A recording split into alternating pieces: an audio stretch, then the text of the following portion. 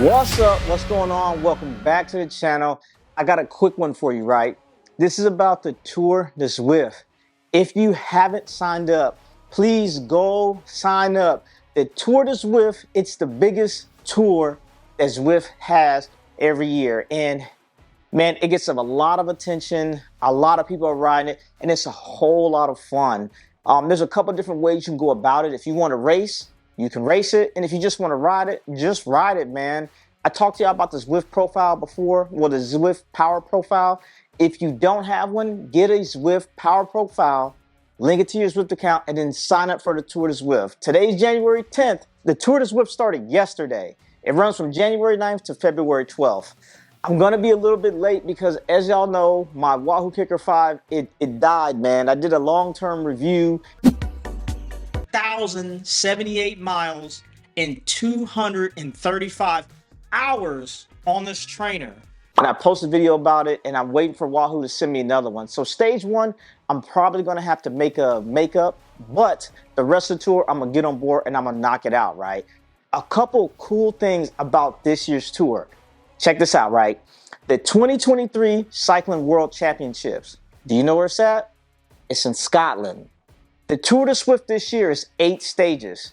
Stage 8 is a virtual world of Scotland. In that world, and those courses mimic the 2023 Cycling World Championship courses. Yo, I think that's going to be so cool that you can virtually ride the exact course that these people are going to be racing when they go race the race in 2023. So Stage 8 unlocks the Scotland world, and there's going to be new routes and everything. I think that's going to be super cool to actually go out and do that. And it kind of reminds me of the last tour, the tour of Mercury Islands. The last stage was like the opening of the Mercury Islands, and it was like the expansion pack, and you got to see different courses to ride in Mercury Islands. So Stage 8 kind of replicates that, but it's going to be a whole new world, Scotland based. So I think that's going to be super cool. I cannot wait to see what those virtual worlds are going to look like.